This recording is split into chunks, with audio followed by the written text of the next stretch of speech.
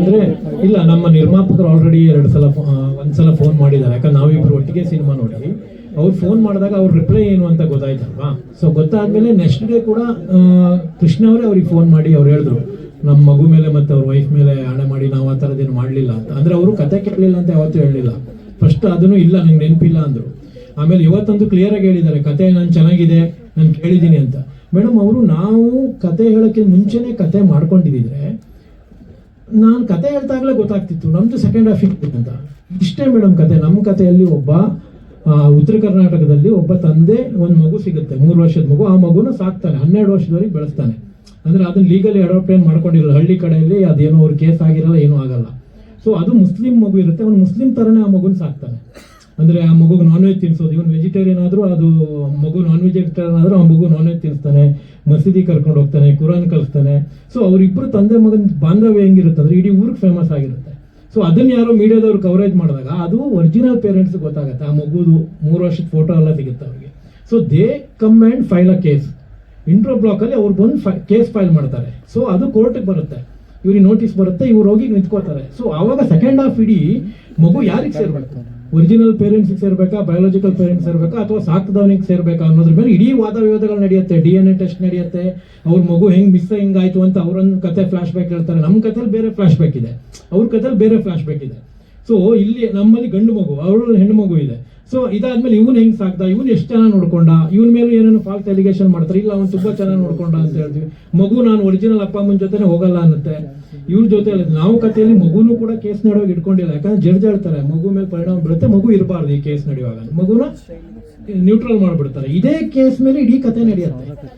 ನಡೆದಾದಾಗ ಕೊನೆಗೆ ಜಡ್ಜ್ ಕೂಡ ಹೇಳ್ತಾರೆ ಇದನ್ನ ನಾವು ರೇರ್ ಕೇಸ್ ತರ ನೋಡ್ಬೇಕು, ಇದನ್ನ ಬಯೋಲಾಜಿಕಲ್ ಪೇರೆಂಟ್ ಕೊಡಕ್ಕಾಗಲ್ಲ. ಈ ಸಮಯದಲ್ಲಿ ಮಗುಗೇನು ಮುಖ್ಯ, ಆ ಮಗುನ ಬೆಳವಣಿಗೆಗೆ, ಮಗು ಆರೋಗ್ಯದ ಮೇಲೆ ಏನಿದಿರುತ್ತೆ ಅಂತ ಇದ್ರ ಮೇಲೆ ಸಪ್ರೇಟ್ ಇಮೋಷನಲ್ ಆಗಿ ಅದನ್ನ ತಗೊಂಡು ಸೊ ಕೋರ್ಟು ಸಾಕು ತಂದೆಗೆ ಮಗು ಇರಲಿ ಅಂತ ಡಿಸಿಷನ್ ಕೊಡುತ್ತೆ.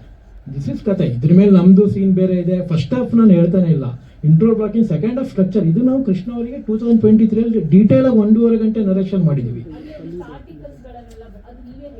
ಸೊ ನಾನು ಹೈಡ್ ಮಾಡೋದಿದ್ರೆ ಮೇಡಮ್ ನಾನು ಹೈಡ್ ಮಾಡೋದಿದ್ರೆ ನಾನು ಯಾಕೆ ಹೀರೋಗೆ ಹೇಳ್ತೀನಿ, ಅದನ್ನ ಹೈಡ್ ಮಾಡೋ ಇಲ್ಲ. ಅದೊಂದು ಸುಪ್ರೀಂ ಕೋರ್ಟ್ ಅಲ್ಲಿ ನಡೆದಿರೋ ಒಂದು ಕೇಸ್ ಅದು. ಆಮೇಲೆ ಕಳಿಸ್ತೀನಿ. ಸೊ 20 ಸಲ ಅವ್ರು ಹೇಳಿದ್ದಾರೆ. ನಾನೀಗ ಗೂಗಲ್ ಕಥೆಯಲ್ಲಿ ಲಿಫ್ಟ್ ಮಾಡಿ ನಾನೀಗ ಅವರಿಗೆ ಕತೆ ಮಾಡೋದು, ನಾನು ಹೀರೋಗೆ ಅದನ್ನು ಯಾಕೆ ಹೇಳ್ತೀನಿ. ಈಗ ಒಂದು ಕತೆ ಹೇಳಿದ್ಮೇಲೆ 1.5 ಗಂಟೆ ಕತೆ ಹೇಳಿದ್ಮೇಲೆ ಸೊ ಲಿಫ್ಟ್ ಅಲ್ಲ, ಒಂದು ಸುಪ್ರೀಂ ಕೋರ್ಟ್ ಇನ್ಸಿಡೆಂಟ್ ಅದು ಎಲ್ಲರಿಗೂ ಗೂಗಲಲ್ಲಿ ಸಿಗುತ್ತೆ. ನಾವೀಗ 100 ಇನ್ಸಿಡೆಂಟ್ ಮೇಲೆ ಲೈಫಲ್ಲಿ ಕತೆ ಹುಟ್ಟೋದು ಯಾವುದೋ ಒಂದು ಘಟನೆಗಳ ಮೇಲೆ ಆಗುತ್ತೆ. ನಮ್ಮ ಪರ್ಸನಲ್ ಬದುಕಲ್ಲಿ ಇರ್ಬೋದು, ಯಾವುದೋ ಒಂದು ಆಕ್ಸಿಡೆಂಟ್ ಮೇಲೂ ಆಗ್ಬೋದು, ಕೊರೋನಾ ಮೇಲೆ 108. ನೀವು ದುರಂಧರ ನೋಡೋದು ನಾನು ಅವಾಗಲೇ ಹೇಳಿದೆ, ಎಲ್ಲದೂ ರಿಯಲ್ ಇನ್ಸಿಡೆಂಟ್ಗಳ ಮೇಲೆ ಅದು. ಸೊ ನಾನು ಅದನ್ನು ಕತೆ ಹೇಳಿ ಕೂಡ ಈ ಕೇಸು, ಆಮೇಲೆ ನಮ್ಮ ಸ್ಕ್ರೀನ್ ಪ್ಲೇ ಅದನ್ನ ಇಟ್ಕೊಂಡಿದೀವಿ. ಎಂಡ್ ಸ್ಕ್ರೋಲಿಂಗ್ ಟೈಟ್ಲಲ್ಲೂ ಬರುತ್ತೆ ಯಾವ್ಯಾವ ಕೇಸಲ್ಲಿ ಏನೇನಾಗಿದೆ, ಆ ಕೇಸ್ ಜೊತೆನೂ ಕೂಡ ಬೇರೆ ಬೇರೆ ಎಲ್ಲ ನಾವು ಹಾಕ್ತೀವಿ. ಅದನ್ನು 10 ಸಲ ಗೂಗಲ್ ಕತೆ ಕದ್ದು ಗೂಗಲ್ನ ಅದನ್ನ ಒಬ್ಬ ಹೀರೋಗೆ 2 ನಿಮಿಷ ಕತೆ ಹೇಳಕ್ ಹೋಗಲ್ಲ ಸರ್. ಒಬ್ಬ ನಿರ್ಮಾಪಕರ ಜೊತೆ ನಾವು ಒಂದು 2 ನಿಮಿಷ ಅದ್ಯಾವುದೋ ಗೂಗಲ್ ಕತೆ ಹೇಳ್ಬಿಟ್ಟು ಅವ್ರಿಗೆ ಸಿನಿಮಾ ಒಪ್ಸೋಕ್ಕೆ ಒಂದು ಡೇಟ್ ತಗೊಳಕ್ಕೆ ಯಾರು ಹೋಗಲ್ಲ.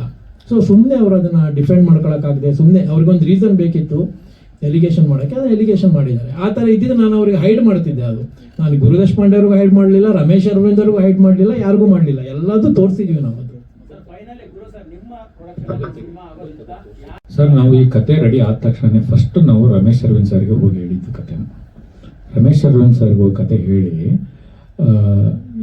ಈ ಕತೆ ಇನ್ನೂ ಬೇರೆ ಥರದ್ದು ಒಂದು ಸ್ವಲ್ಪ ಆಗಬೇಕು ಅಂತ ಹೇಳಿ ಸೆಕೆಂಡ್ ಟೈಮ್ ಹೋಗಿ ವಿತ್ ಸ್ಕ್ರೀನ್ ಪ್ಲೇ ಹೇಳಿದ್ವಿ.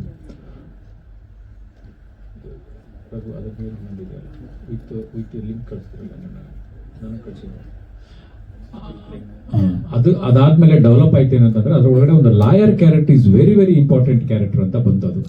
ಆ ಲಾಯರ್ ಕ್ಯಾರೆಕ್ಟರ್ ತುಂಬಾ ಇಂಪಾರ್ಟೆಂಟ್ ಅಂತ ಅಂದಾಗ ನಾನು ರಮೇಶ್ ಸರ್ನ ಮತ್ತು ಶಿವಣ್ಣ ಅವ್ರನ್ನ ಕಾಂಬಿನೇಷನ್ ಮಾಡಿದ್ರೆ ತುಂಬಾ ಚೆನ್ನಾಗಿರುತ್ತೆ. ಯಾಕಂದ್ರೆ ನಮ್ಮೂರ ಮಂದಾರ ರವಿ ಆದ್ಮೇಲೆ ಅವರಿಬ್ರು ಕಾಂಬಿನೇಷನ್ ಮಾಡಿಲ್ಲ. ಆ ಕಾಂಬಿನೇಷನ್ ಮಾಡಿ ಸಿನಿಮಾ ಮಾಡಿದ್ರೆ ಈ ಪಿಕ್ಚರ್ ಚೆನ್ನಾಗಿರುತ್ತೆ. ಟೈಟ್ಲ್ ಬೇರೆ ಕೂಡಲ ಸಂಗಮ ಅಂತ ಇಟ್ಟಿದೀವಿ ಅಂತ ಅನ್ಕೊಂಡು ನಾನು ಅನ್ಕೊಂಡ್ವಿ. ಅದಾದ್ಮೇಲೆ ಬಜೆಟ್ ತುಂಬಾ ಮೀರಿತು, ಆ ಬಜೆಟ್ ಮಾಡಕ್ ಆಗಲ್ಲ ಅಂತಂದಾಗ ಸರಿ ನಮಗೆ ತುಂಬಾ ಹತ್ತಿರದ ಡಾರ್ಲಿಂಗ್ ಕೃಷ್ಣ ಅವರು, ಸರಿ ಡಾರ್ಲಿಂಗ್ ಕೃಷ್ಣ ಇಟ್ಕೊಂಡೆ ಮಾಡೋಣ ಸ್ವಲ್ಪ ಕಮ್ಮಿ ಇದರಲ್ಲಿ ಅಂತ. ಆಮೇಲೆ ಡಾರ್ಲಿಂಗ್ ಕೃಷ್ಣ ಅವರು ಕತೆ ಹೇಳಿ ಇಷ್ಟೇ ವಿಷಯ. ಅದು ಓಪನ್ ಮಾಡಿ ತೋರಿಸಿ. ಶರಣ್ ಅವ್ರಿಗೂ ಹೇಳಿ. ನೋಡಿ ಅವ್ರಿಗೆ ಅದ್ರಲ್ಲಿ ಕೆಳಗಡೆ ಇದು ಇದೆಯಾ ಅವರು ಸರ್ ಈಗ ಅಲ್ಟಿಮೇಟ್ಲಿ ನೀವು ಚೇಂಬರ್ ಹೋದ್ರು ಕೂಡ ಇಲ್ಲಾದ್ರೂ ಕೂಡ ನೀವು ಒಂದೇ ಬೇಡಿಕೆ ಅವರು ಟೈಟ್ಲ್ ಕಾರ್ಡಲ್ಲಿ ಕೋಡ್ ಹೇಳ್ಕೊಂಡು ಹೆಸರು ಬೇಕು ಅಂತಾರೆ. ಕತೆ ನಾವು ಇನ್ಸ್ಪೈರ್ ಆಗಿದ್ದೀವಿ ಅವರಿಂದ.